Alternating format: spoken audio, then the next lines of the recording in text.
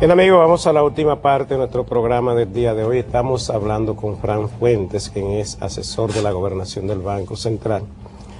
Y con él estamos tratando el tema del desempleo y las diferentes cifras que se han estado manejando y en cierta medida alguna confusión que se genera cuando un organismo internacional da una cifra que tiene una base diferente a la que tiene la cifra que se ha ofrecido en la República Dominicana. Yo creo que Fran Fuentes ha sido bastante explícito en explicar esta situación y en dar los elementos necesarios para que podamos valorar cuando leemos estas informaciones. Y yo creo que los medios de comunicación también ayudamos mucho cuando podemos informar adecuadamente a la población acerca de estos datos para que no se generen este tipo de confusiones, porque la verdad es que una discusión sobre una cifra que no sé en qué medida la gente a veces disfruta de esto y hace de este tipo de cosas unas situaciones que más que aclarar o más que aportar, lo que hacen es que generan confusión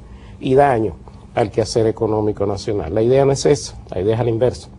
Y aquí, Fran, yo quiero hacerte un símil sobre lo que está pasando con los precios de las materias primas y la excesiva demanda que se está produciendo hoy en muchos países de trigo y arroz y otras materias primas, por temor, se ha visto en los medios, por temor a las convulsiones sociales.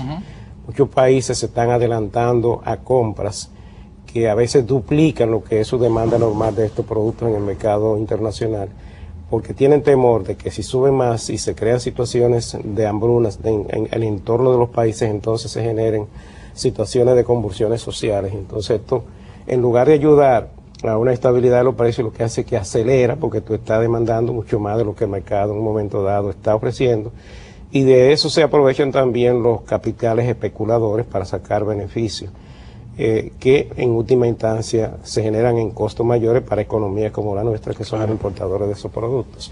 En el caso del desempleo pudiera también ocurrir situaciones similares. Cuando la gente está afectada por la carencia de empleo, yo creo que aquí es bueno poner el tema de la ciudad de Santiago específicamente, donde se han perdido muchos empleos por el tema de las zonas francas. De la zona franca. Y allí ha habido más delincuencia, y más criminalidad, y más problemas sociales, tal vez que en el resto del país. Parece que eso tiene mucho que ver. Entonces, por eso es que el tema del desempleo es un tema tan importante y se le da tanta beligerancia en las discusiones, y los gobiernos se preocupan mucho porque saben que son situaciones que afectan. Y yo creo que en esa línea los empresarios también han dado una lectura correcta cuando han tratado de evitar enviar más trabajadores a la calle, quitar el empleo, y han preferido pagar un costo para preservar la estabilidad y el clima social.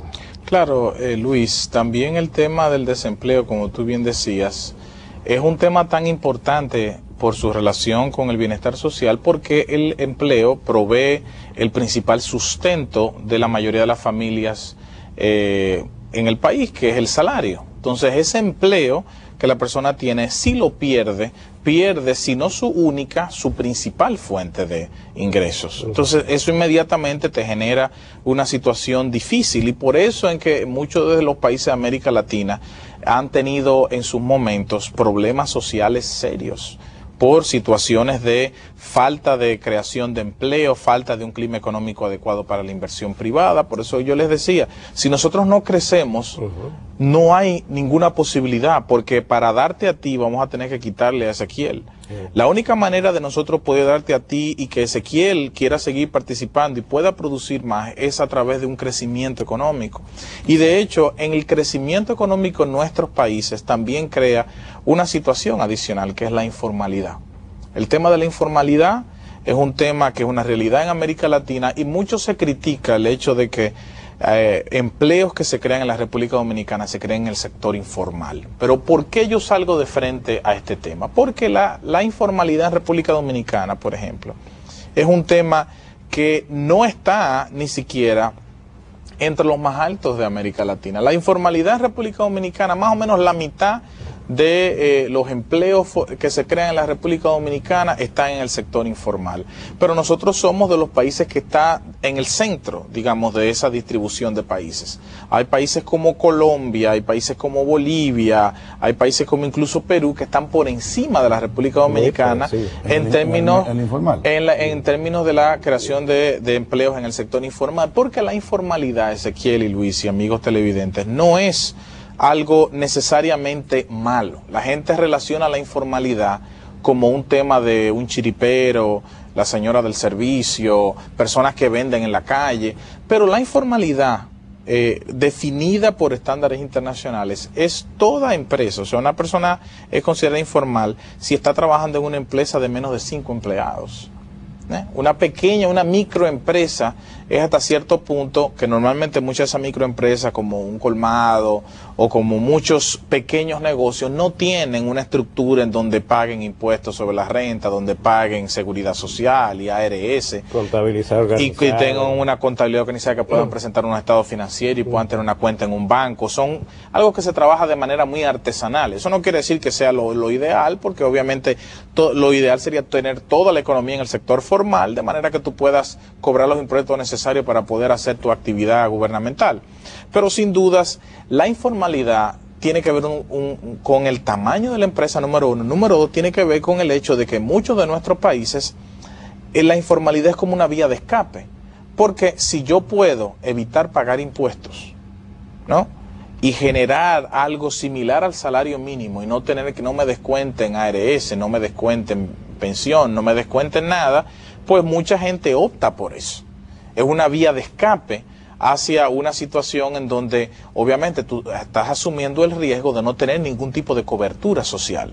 Pero si esa persona puede conseguir la cobertura social a través de la esposa, de los hijos, pues entonces esa persona se dedica a una actividad informal, traer ropa de Estados Unidos, venderla. Muchos negocios que no tienen ningún tipo de estructura, pero que a la persona que lo está ejecutando le generan algún tipo de beneficio. Sin duda eso va a incentivar a la informalidad, y ese no es el caso solo de República Dominicana, es el caso de América Latina completa, que tiene una informalidad que en promedio es incluso mayor que la que hay en República Dominicana. Y hay una conexión directa con la economía formal. Claro. Que eso también hay que verlo, porque yo he visto que los industriales se han quejado de que han perdido categoría en la composición del producto.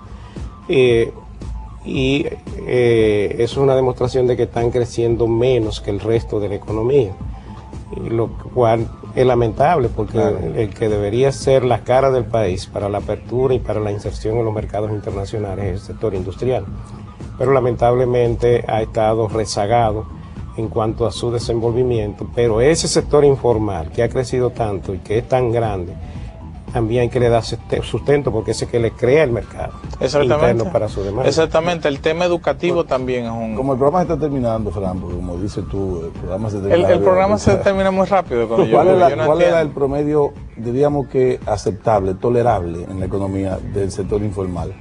Mira, yo te diría que cada economía tiene su rango tolerable. Lo importante para una economía es tener las políticas institucionales de inclusión, de hacerle a la persona más rentable estar en el sector formal, porque tiene una cobertura social y una serie de ventajas contra el que está en el sector informal, y sobre todo que la economía cree de alguna manera empleos que requieran niveles educativos más altos y más acorde con los niveles educativos de la población, y que le abran nuevas oportunidades. Crear empleos no es fácil.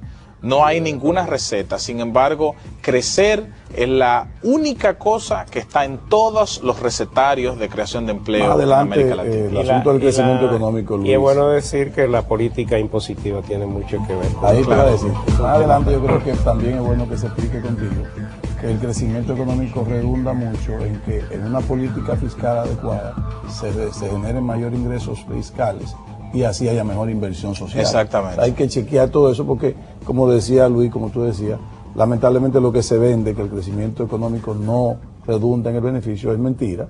Lógicamente es mentira, pero lo que quiere vender es eso, porque con eso se queda mal el gobierno. Exactamente. Bien, amigo, muchísimas gracias por habernos acompañado. Nos vemos, Dios mediante, en el próximo programa.